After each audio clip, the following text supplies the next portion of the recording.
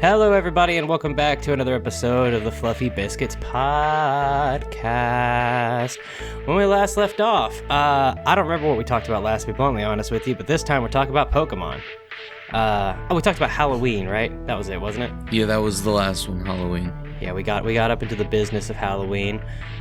But Jacob decided that a Pokemon was a good topic to go with, and I have very sporadic interactions with Pokemon. So what's your knowledge base in the Poke world, the Pokemon cinematic universe, as they call it, Jacob?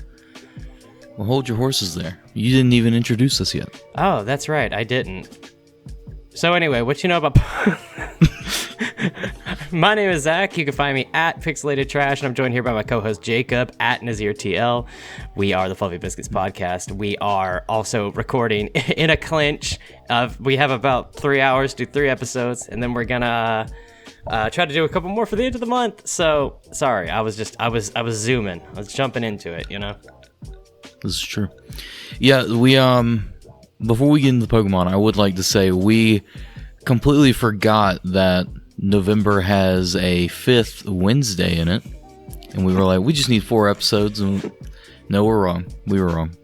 Yeah, we were wrong about that, and then we had some scheduling conflicts, so it's towards the end of October before we're getting anything done for November, unfortunately, but that's okay, because we're gonna come out hard-hitting with the Thanksgiving topic that everyone wants to talk about, which is Pokemon. Which is... Yes. Yeah, what was your best way to prepare and cook Pokemon for Thanksgiving?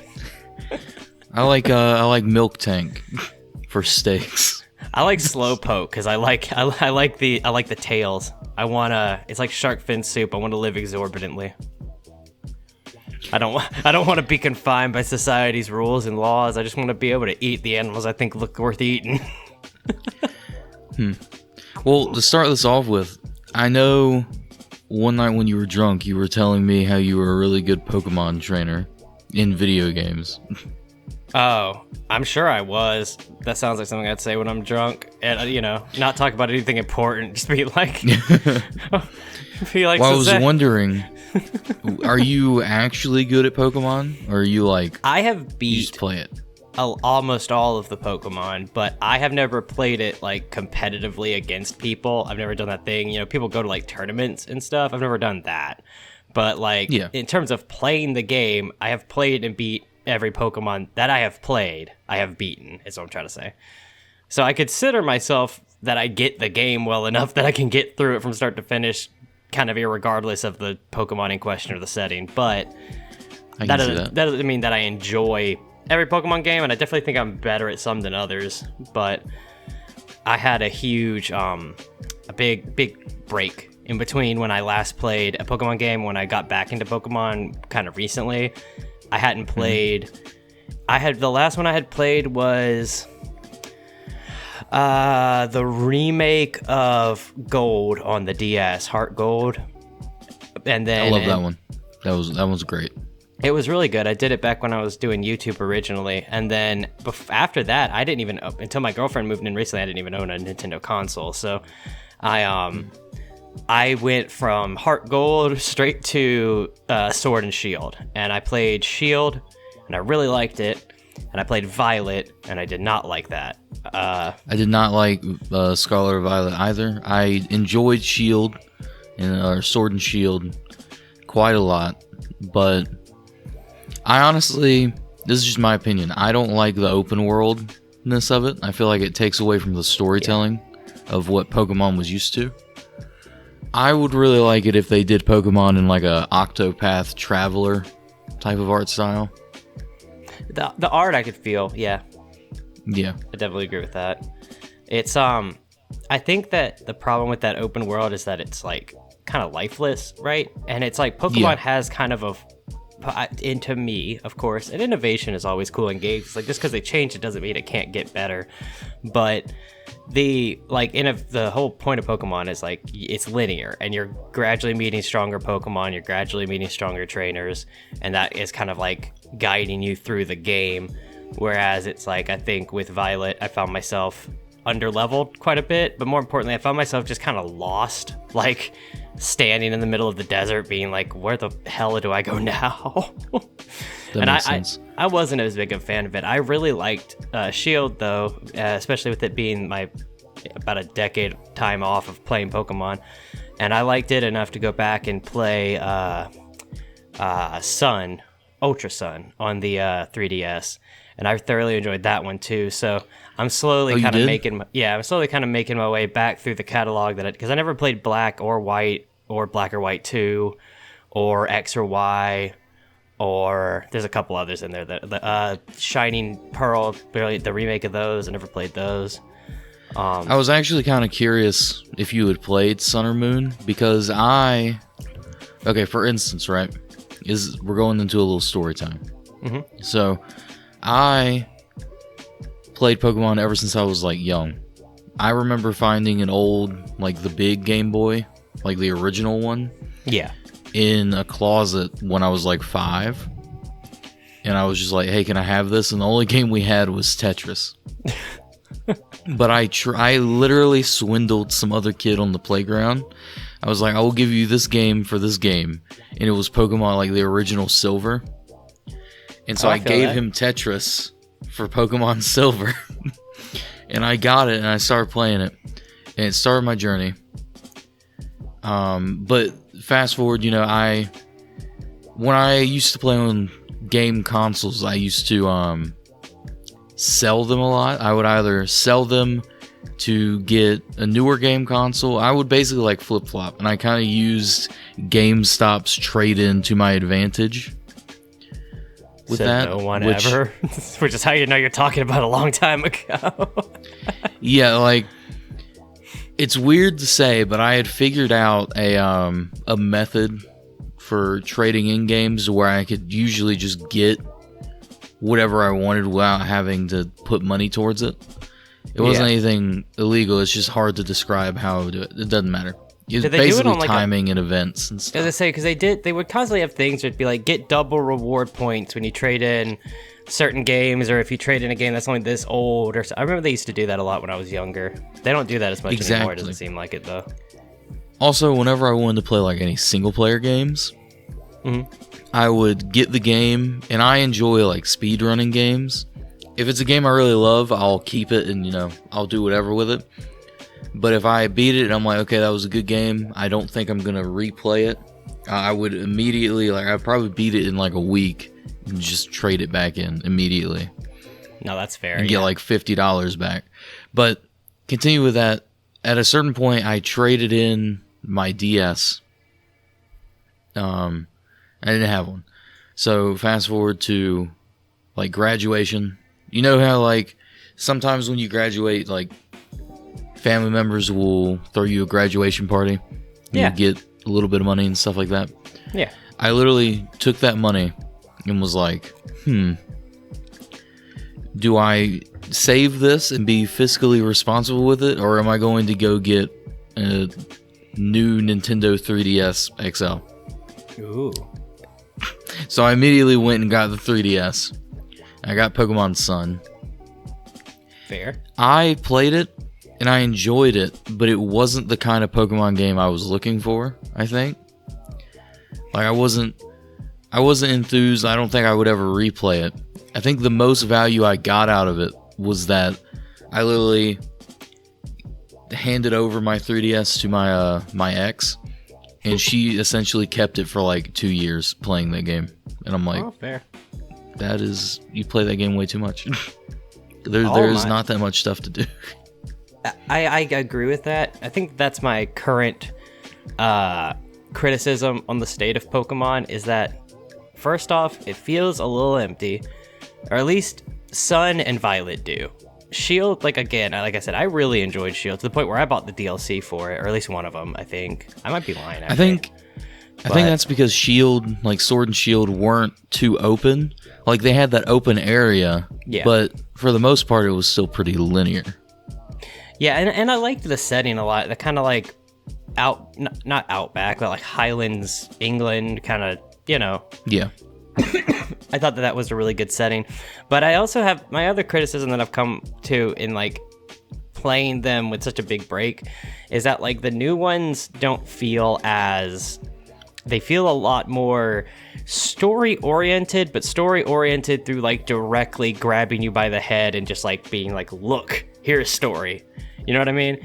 And it's like, for instance, I was actually reading a thing about this, it just on a subreddit, I think, on like r/gaming or something, and someone was pointing out that they don't like the modern Pokemon because it's like, even in like Sword and Shield, it's like you are just constantly barraged with cutscenes and characters and story and story and story and story, to where it's like you might literally just be trying to cross town to buy an item, and then it's like, here's 3 cutscenes and you meet all these new characters and it's stories, and it's like, it's just a little much. The whole like, that's, we've talked about this I think before about manga, but it's like the whole like, we can do it if we believe, and we're those saviors of the world. It's like that kind of stuff is okay, but when it gets so like beat down, like, I don't know, I guess Pokemon is just still aimed at kids, and I'm not a kid anymore, so it's like, playing it now, it's like I'm a little more like, well, I kind of wish there was a little more nuance to everything that was going on, but rather than just like getting that like Naruto Dragon Ball Z style just slap in the face of like, friendship's gonna save the world, you've got it. I kind of feel like Pokemon goes through like waves, almost like cycles, where like there's a game that targets a younger generation, and then it sort of gets a little mature with like the next game and the next game, and then it starts the cycle over. Yeah, because it keeps up with the generations. Always catering. Yeah. Well, what's your all-time favorite region? Now that you've played some more. I didn't like the game as much as I've liked others, but definitely not damn it, what was it called? It's not Aloha. Alola, I think was what it's called, from Alola. Sun and Moon. Yeah. While I wasn't crazy about some elements of the game, the world there felt really cool. Like it was very new for Pokemon outside of like the anime, because they'd had like island adventure movies and stuff like that before, but it was really cool as like a new layer of Pokemon to be like, everybody's having fun on this wacky island adventure. You got all the beaches and stuff. I think that and Sword and Shield are kind of tied for my favorites, and I have to say, I think that's only though because I've never seen, like, again, outside of the animes, which I don't watch, not that I don't watch anime, just that I don't watch Pokemon, but outside of the animes, I've never seen like Kanto or Johto kind of 3D realized, you know what I mean, as like a world that you can explore and stuff. And so the newer games hit me harder because I'm seeing a lot more vibrant colors. You're seeing a lot more tall buildings and people walking around, and it makes the worlds just a lot more full. So I think if I saw the original Kanto in like a new game with like the kind of Sword and Shield style, I think original Kanto would probably be my favorite in terms of the characters, the gym leaders and stuff that are in the game. But I think that Sun and Moon are my actual current like favorite for what's been realized. What about yourself? It is. I think it's a little harder because how old were you when you started playing Pokemon? Because I know you are a little bit older than me. I want to say I had the first, like when they came out, I got them. Okay, so like it was red and blue? Yeah, because it was 96, right? Something like that, yeah. Yeah, so 96, 98. Yeah, somewhere in there. I would have been between like 3 and 5, and I definitely got a Game Boy Color when I was like 3. Or maybe, yeah, definitely got a Game Boy Color when I was like 3 or 4. So that was like the first thing I got for it. My first ever one was obviously Silver, because I said that. My second one, I got swindled, but I swindled myself. You swindled yourself, son. Yeah, because we keep talking about how you know DJ Khaled, you don't listen to him. At our mall, when GameStop, was popular and big, and it was like everywhere. I saw that they had a blue Pokemon cartridge, like a crystal one, you could say, and I was like, dude, that's pretty. And then the next day I had to go back there to get like shoes for school or something because I was a kid. And I remember negotiating with my dad to go into the GameStop and be like, hey dad, it looks pretty, doesn't it? And he's like, no it doesn't. And I'm just like, I'll do all my chores when I get home if you get me this game. I think at the time it was only like $10. Then he backhanded you and you slid across the ball. He's like, you do all your chores anyway. No, but he got it for me. And then obviously, cool. Crystal is just silver, but with minor adjustments to it. Yeah, they always like to throw. I noticed they haven't done that though recently. There is not a combo for Sun and Moon, Sword and Shield, or Violet and Scarlet. Have you noticed that? I have noticed that. There also wasn't one for Black and White. Yeah, but they did make sequels to that, so that's kind of something. But then there wasn't one for X or Y either, was there? No, but you said so. Sun and Moon technically. Yeah, it has sequels because there's Ultra Sun. And Ultra Moon, yeah. I actually did, before I started playing it, I did not know that, until just now, I didn't know that was a sequel. I thought it was just an enhanced version of the original. It's a sequel. Black and White 2 is a whole sequel that follows a different story. Oh, I gotcha. I do think that's interesting. I would have to go with my favorite Pokemon would be Hoenn, like that region. And that's Gold and Silver, isn't it? No. That would be Ruby, Sapphire, and Emerald. Okay. Yes, gotcha. I love those games. I love the soundtrack. But I think overall, what really made me love those games is because I watched the anime while it was airing at that time. Yeah. I mean, Yeah.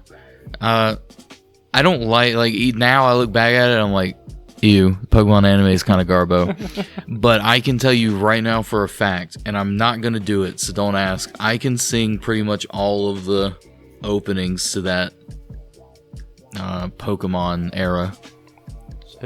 Like Advanced Battle, Battle Frontier, like that stuff. That's fair. Kanto's a close second, and then Johto's my third, I would say. Kanto, and then I mentioned Kanto, and I'm right that's red and blue, right? Yes, okay. You were right. And then Johto is Gold and Silver.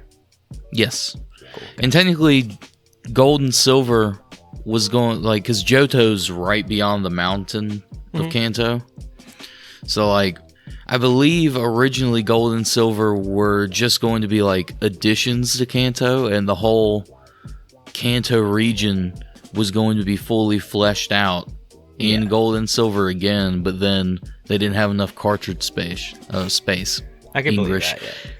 So then they sort of did it bare bones style, almost. Yeah, that makes a lot of sense, because then in Heart Gold, Soul Silver, there's both Johto and Kanto, the remake. Yeah. And then I think in Gold and Silver, there's Kanto as well. Oh, okay.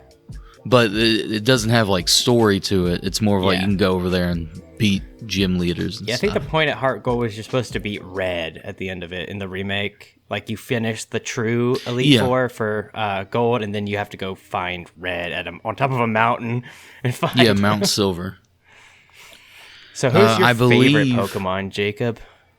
Give me some of that good juicy goss. Give me that tea. All right. We gotta go with 2, right?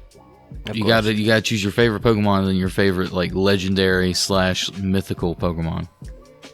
Fair, I could do that. Favorite Pokemon, hands down, Squirtle. Not a bad choice. That's it. I like Squirtle. I like him in the anime because he was an asshole. I like any turtle wearing sunglasses. Yeah, exactly. You can't go wrong with a Squirtle, I feel like. I like all the water types except for the newer generation water types. I'll be honest with that. I don't like the Swan. I don't know. What about you? What's your regular Pokemon favorite? My regular Pokemon is divided into 2 categories. I have my favorite Pokemon that I like to use in any game he's in, and I have my favorite Pokemon that I want to have in any game he's in, and that I would want to have in real life, but that I do not use because he's not very strong. And my favorite to use is Vikavolt. He's a bug type that just recently was introduced a couple generations ago. Not recently, but he's a newer Pokemon. Is it like Sun and Moon? I think actually before that, maybe X and Y. But he starts off as a little shit-eating little bug with these 2 little pincers in the front. but then he evolves into this big beetle that flies and he shoots lightning out of these like horns on his face. It's pretty great. He's my favorite to use. My actual favorite Pokemon though is Routes. Routes and all his evolutions are fucking adorable. For sure. Routes is good. I enjoy him. He came out in Hoenn. Mm-hmm. Yeah. I like it. And then what about legendaries? So, legendaries is kind of hard because I feel like a lot of them are pretty cool. That's fair, yes. I mean, they all have their places to be, I feel like. Probably in their own regions, their place to be. Probably yeah. Okay. You don't want to like get all the. You don't want to get all the legendaries together, because then you'd be a DLC set for Sword and Shield. True, actually. It's hard to say. I like the story for Black and White. You said you haven't played that one, didn't you? No, I've not played Black or White. Either of them. So, the idea of the two legendaries in Black and White is they're dragons, right? Reshiram and Zekrom. The white one does fire, the black one does lightning. And then there's Kyurem, which is like, in the first Black and White, he's like a hidden legendary. But in Black and White 2, you can combine Kyurem with Reshiram, or you can combine them with Zekrom. Like, they merge together. Yeah, I feel you. But the story behind those, Reshiram and Zekrom, is that two brothers had them, and then they were, I guess that they're brothers, they liked each other, and then they hated each other, and they started a war between their kingdom. The war like a rift what was right and what was wrong. I feel like that's a notable mention. I feel like if I just had to like name one, without thinking too hard, it would be like Entei. He was in Johto. He's the brown legendary dog with like the red mask. Oh, yes, okay. Gotcha. Weren't there three of those? There were three of the like little runny boys. Yeah. That's what I called cats and dogs. That's the first thing I came up with was runny boys. It was Entei, Suicune, and Raikou. Yeah. And then, I like all of them, to be honest. The legendary dogs, at least. Speaking of legendaries, I think they've done good and bad things with legendaries recently. Like in Sword and Shield, I for one actually really loved that you got like the little item and you could like slap it onto your legendary that you got, and it made him like more powerful. I really liked that like upgrade function. And I really liked in Violet how you had the little shitlord sword guy that would follow you around, and once you fully leveled him up, or like got the aura, you got some kind of crystal or something you gave him, and he became like a much more powerful version. I forget what he was called, but you got him pretty early in the game. I didn't like though how they had your legend, like true legendary that you got in Violet, where it was like the thing you fucking rode on. I think it's I didn't like the idea that they had like machine Pokemon. The machine also there was one part where it's just like literally the evolution of the black cat with like the one big like swoop over its head, and it's like black Sneasel, I think it's called. Yeah, I think that's it. There was like an evolution of it that put you in a fucking basket and just carried you up mountains to climb mountains. Okay, no, I like that one. I like that. That's actually iconic. And you just saw like your little character's eyes just like in the back, just like, I'm in here. Well, it's like with that one, I can see how, because if you think about it, this is like domestication of wild animals, right? Yeah. If you look at it like that, I can see why someone would domesticate that Pokemon. To climb mountains for you? Yeah, I could see why you would do that. But you could use that same argument to argue, I can see why someone domesticated the motorcycle Pokemon, and I'm like, but motorcycles were invented by humans. How is it a Pokemon? The other thing I was thinking about for Pokemon legendaries though is I miss the legendary 3. Like, they did it for like the first 2 or 3 games, and then that was kind of it. You had Articuno, Zapdos, and Moltres in the first games, and then you had Entei, Suicune, and Raikkonen, I think you said. Raikou. For the next games. And it's like, I liked that a lot better, where it's like you had multiple things. It kind of feels like in the more recent games, the legendaries are DLC. It's like, especially the last two, because both games have had DLC packs come out that literally do just add a bunch of old legendaries to them, especially Sword and Shield. But with Violet and Scarlet, it's harder to care about any kind of legendary stuff. It's like, for one, you're riding the legendary almost the entire game, but then two, you can't ride him and have him in your party. So once you get him as like a rideable or a fightable companion, then you can't ride him and fight with him at the same time. So it's like, I don't. Yeah. I don't know.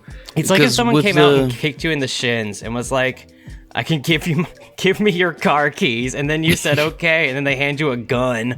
They're like, all right, now find your way home. With like the Nintendo Switch Pokemon games, like I've played both, but I didn't enjoy them as much. I've also, at one point, again, with my console, I have decided that if I get another console, it'll probably be a Nintendo Switch, but it would be like whenever they announce a newer version of it. But I've had a Nintendo Switch before, and I think I'm just cursed with consoles because I always end up trading it in for something else. I think I traded that in to go on an airsoft trip. I don't know if you're exactly cursed with consoles if you're no making a conscious effort to I think it's a habit. Back to some. We'll call it a habit because growing up, that's what I always did. Yeah, is like trade in stuff. So I feel like it's a habit. This is my personal opinion. I don't care if you disagree. It's not like one of those things where it's like I'm dead set on it. I think when Pokemon made the shift to like 3D models, I feel like it was a bigger blow to the stories and stuff, because you gotta think about it. Like up until that point, like they were only making Pokemon games for the Game Boy Advance, the DS, even the 3DS. Like, yeah, that took 3D modeling, but it wasn't as much as like the Switch. If you look at that, I think if they played more, if they kept in line with that, I feel like the games would continue to get better. Because a lot of people would say that Black and White is where Pokemon like peaked because of all the features they added. And then directly after Black and White, they went to X and Y. And it started to be weird because they had to change how they were making the games. I feel that. I never played X and Y, like I said, but I feel what you're saying. You should. I think bringing up Pokemon, like, in general for this podcast episode is basically me telling you me and you should do that Soul Link thing with a Pokemon game. Oh, yeah, for sure. Yeah, we were talking about that. That'd be down. Yeah. That's something we can do for the channel in the near future. We would have probably done it coming up soon, but like I said, we're in a bit of a crunch time doing all these episodes before the end of October. Yeah. Well, and also, I feel like focusing on the actual podcast episodes Fair. Will benefit us more. I feel like it'd be more enjoyable, and then once we get used to doing these things, we can venture out, dabble here and there. But you're mentioning how you thought they really went downhill, or in your opinion, you know, I'm not gonna put words in your mouth, but that it declined when they went to like full 3D. And I think that the funniest part of you saying that is that neither of us has even brought up Arceus, like, at all. And it's like, and I think that it's funny because that was kind of the first thing they did with like the open world.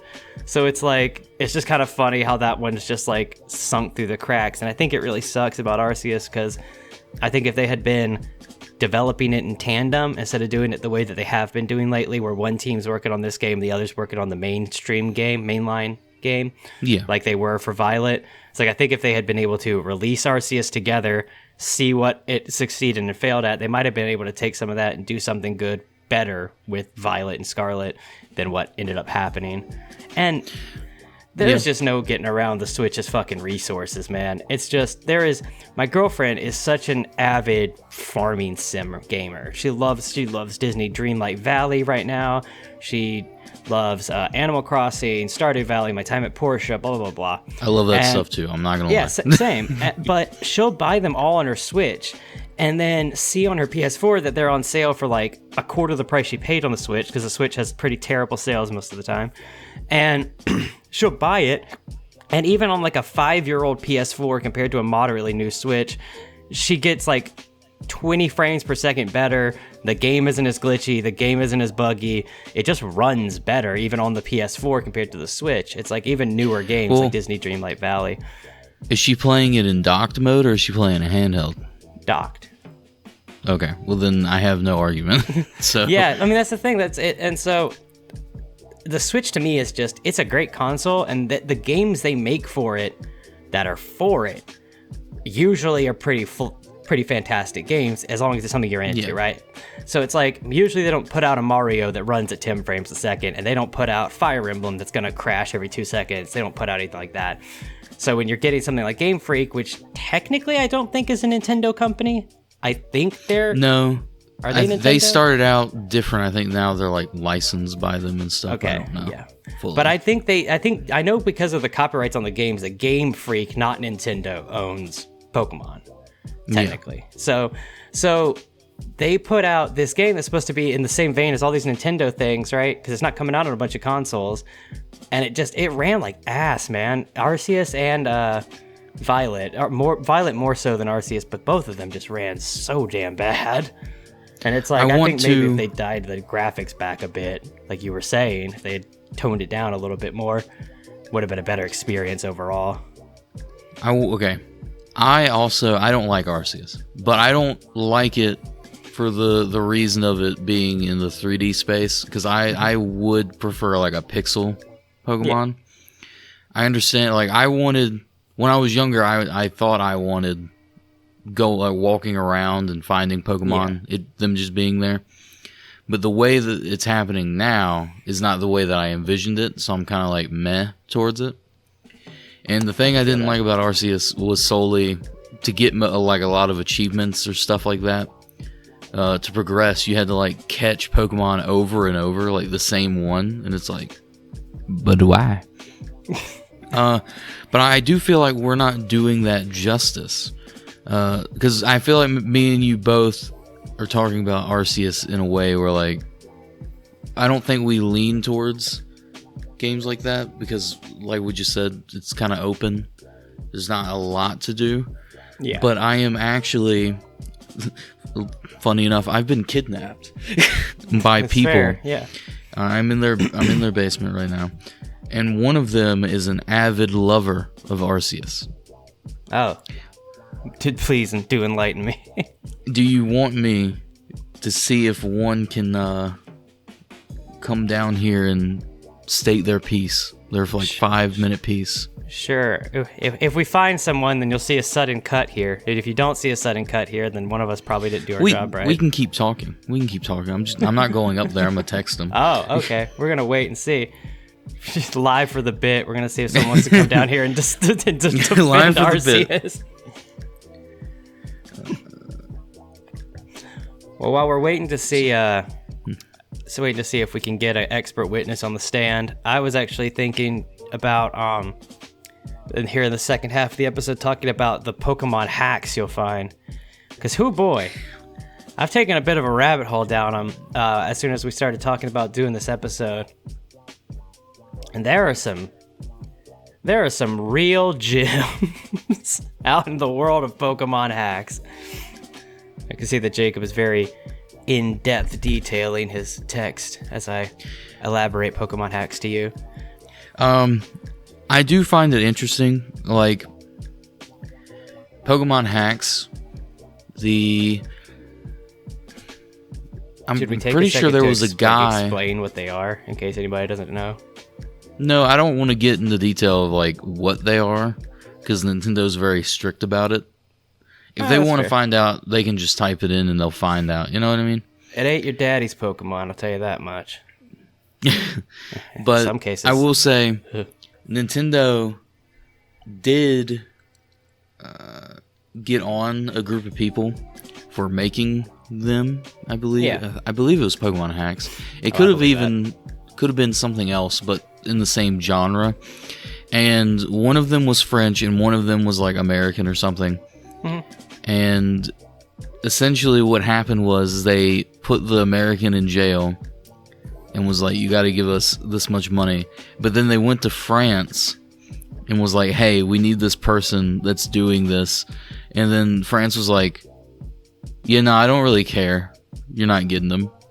That's what the government says. It's like, it's not a big deal. It's not our problem. It's fair.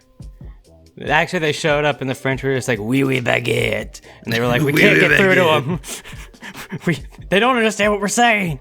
You cannot have him, but you can have this escargot. Try my fine caviar. I'm kind of turning into Antonio Banderas there, but... Our witness might be taking a nap, but if he comes down here in a minute... Comes down here during the Pokemon part of the Pokemon episode, then he can Pokemon. That's true. That's what we live by. You know what they say? You gotta catch them all. And apparently the kidnappers caught me in their basement. Well, do we want to... We can come back to this if he does come down here. Unless you have something else Pokemon related you want to say. Do you want to, like, pivot? You want to pivot to something else? Before we pivot, I have one very brief thing to point out, and that is, holy shit, have you ever, like, taken... I don't have any numbers in front of me, because I was more just thinking about this, but have you ever taken a deep dive into the sheer amount of products that are Pokemon brand that you can buy? Yes, I have. It's insane. I'm talking toothpaste, Band-Aids. You can buy car wraps, like the stuff they put on your car. Yeah. Like get car wraps that are like branded Pokemon. Like you didn't like take Pokemon and put it on your car. It's like, this is a branded wrap. You can get like all kinds of clothes, all kinds of accessories for anything. It's like Pokemon to me, as a media franchise it is now, is fascinating. I don't know why. It's just like, I remember being a kid with Game Boy Color, popping in little Pokemon Fire Red. I preferred blue, but my mom got me red first. And so I remember playing that and being like, what a cool, cute little game. I got all the Pokemons. I'm going to get all the evolutions. And then it's like 20 years later, and it's like a billion-dollar, multi-billion-dollar, like, just IP in and of itself. And I don't know. I feel like sometimes they shoot in the dark and they hit, and sometimes they shoot in the dark and they miss, especially with the content they put out around it. I think Mallory watches a lot of the new Pokemon anime, so I've been kind of refraining from dumping on it because it's truly not that terrible. It's just not really for me. But I really do think that the way that it's just all these different characters, all these different regions, all these different movies, these shows, and it's like, I don't even know. I kind of was going into this being like ragging on them, but I'm not really ragging on them. More just being like, it's impressive to build the concept of 150 annoying little monsters that make 8-bit screech noises at each other. And then you fast forward 20 years and you got billions and billions of dollars and one of the most successful, even in toys, it's one of the most successful. It's like so many people buy the trading card game. There's been like 30 expansions to the trading card game. I think the trading card game is garbage. I like looking at the cards. I don't like playing the game. I have never played a competitive card game. I have played a competitive card game before, but I feel like that's for a whole nother episode of this, because I can go on a whole rant. It could be a whole episode rant, but I'm not going to do that to you because I know it's boring. I do remember on the Game Boy Color I had Pokemon, the trading card game, and that was a lot of fun. I really loved that. That was something that I think Pokemon didn't necessarily do the way that a lot of other kind of, I guess, similarly veined animes that became media like that, where it's like you look at Yu-Gi-Oh! And all the weird ass things they started doing with Yu-Gi-Oh! As it went on. It's like, if anybody out there remembers Dungeon Dice Monsters. Don't do it. Don't fucking do that. That's the card game I played. I will rant. But I just think it's cool to be able to build a media empire. We can pivot, but it's like the concept you built a media empire over an electrified rat basically is wild. I feel like when you find a good idea and you can run with it and take it as far as like Pokemon did or has, and how far it'll continue to go, simply based on the fact that, you know, everyone's seen it. It's part of everyone's childhood, at least to some extent. Yeah. It'll always be nostalgic. Like, they've been in since 1996, you think? 1998? Yeah, they've been in production. Somewhere in there. There's so many generations that have like been impacted by it to whatever extent you want to say, you know, whether they played a game, watched the show, had Pokemon cards, had a friend or like a brother or sister or something like that, to the idea that now, you know, the people that watched it when they were young are now having kids and like they're like still playing the games, so then they introduce their kids to it, and it fills the cycle. Yeah, so they'll be around a long time, I feel like. I think that makes sense, and I think that that's something more that they get right that other... I'm hesitant, because it's like, on one hand, I want to say that's something they get right that like something like Yu-Gi-Oh, right, doesn't necessarily do. Like, I'm sure there's 10,000 people out there that will go on, have kids, sit them down and be like, hey, let's go through my old Yu-Gi-Oh cards, let's check these out. But like, not in the same way I feel that Pokemon has, where you could sit down with a kid, you could put up the new game, and also it's like, it's so encased, right? Because like, you look at other media franchises and you can't really play Yu-Gi-Oh at home on your couch. You can, but like, it's not going to be a very good experience overall, or the way that's supposed to be done. And also, it's like some of these medias that, as they've gotten older, have really shifted to focusing on the adult consumer, even though it's like they may have been made for younger audiences. I think Magic's a great example of that. Like, Magic is definitely built for 25 to 32 males, essentially. Like, that's the demographic they're going for. But when I remember when Magic first started being talked about so much, and Wizard of the Coast was kind of pushing it and stuff at the beginning, it's like, I think Wizard of the Coast makes that, right? Yeah, Wizard of the Coast makes that. Yeah, that's why there's like crossovers with D&D and stuff. Yeah, when they started making it, it felt like more of a hobbyist kind of card game. So maybe like a slightly younger demographic. But then they've pushed really hard into like the competitive collecting, all that stuff. And whereas, you know, Pokemon's done the exact opposite. It's like it's continued to try to stay accessible. It's tried to stay condensed. It's tried to stay within its own bubble. You know, there's not a lot of Pokemon crossover when you look at it outside of like merchandise generally. It's like video game wise, I think there's only been like 3 or 4 that are like true crossovers. I know they had the one where you had Chocobos from Final Fantasy in it, but or it was a spin-off from Chocobo Dungeon or whatever it was called. It's called like Pokemon Mystery Dungeons. I love those games. Yeah, it was like a Squeenix series, I think. But they have a little bit of crossover. Obviously, they're in Super Smash Brothers and stuff, but it's not often. You know, there's not like a. I'm gonna say this. I watched this actually be a real thing, but it's like there's not like a Ace Attorney versus Detective Pikachu kind of thing where they like combine the like IPs and stuff. Well, to go back, and you were like, you know, Pokemon or Yu-Gi-Oh doesn't work the same way as Pokemon. Do you want me to tell you why? Sure. It's simply because Yu-Gi-Oh, so Pokemon started out as the Pokemon game, like the video game, the manga, and then it got turned into anime. It started out as that stuff, right? I believe it started off as a manga, and then it became the game, it became the anime, and it took these stepping stones, and then it wasn't a product turned into an anime. It was an anime turned into a product. It was a story turned into a product. Yu-Gi-Oh is different.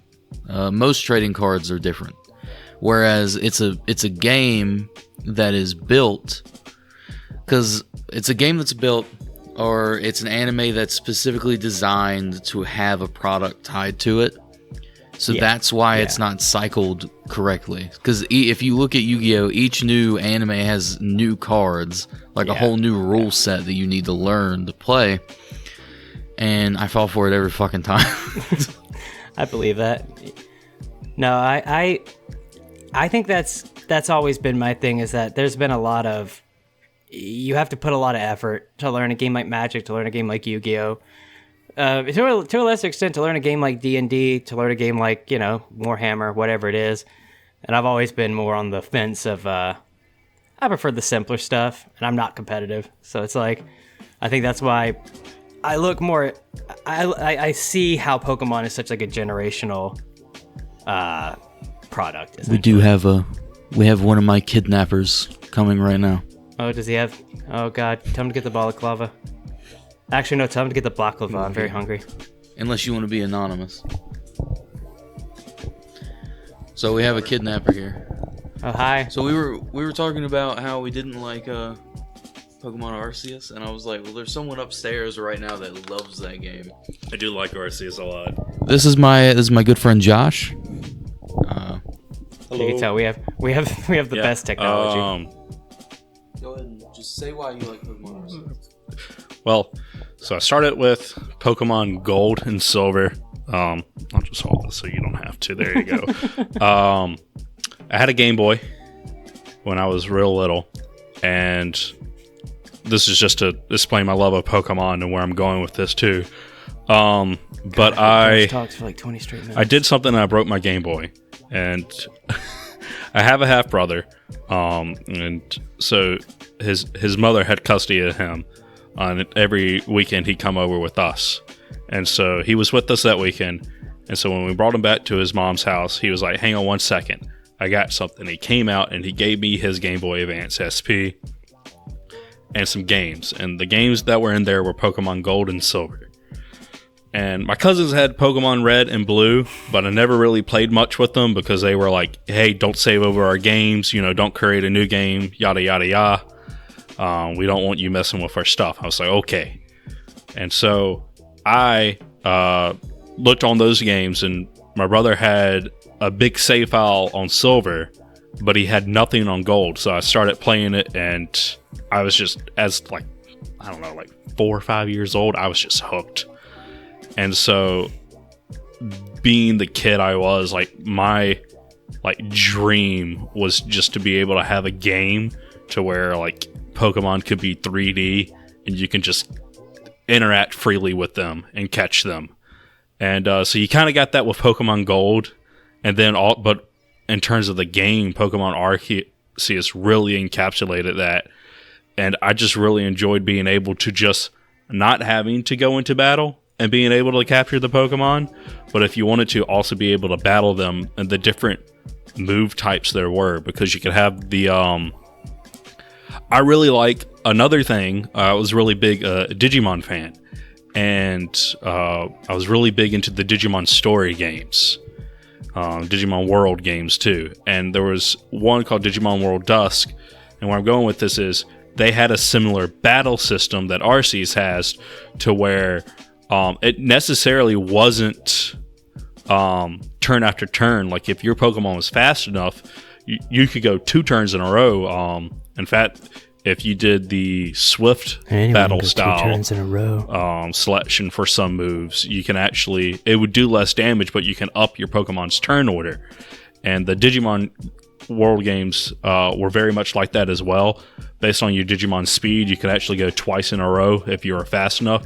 And so having played that previously, seeing that in Pokemon Arceus, I was like, wow, this is great, because I really enjoyed that, the way the Digimon World games did that, and to see that in a Pokemon game, I really thought it was something new that was fresh, and that was actually really enjoyable for me.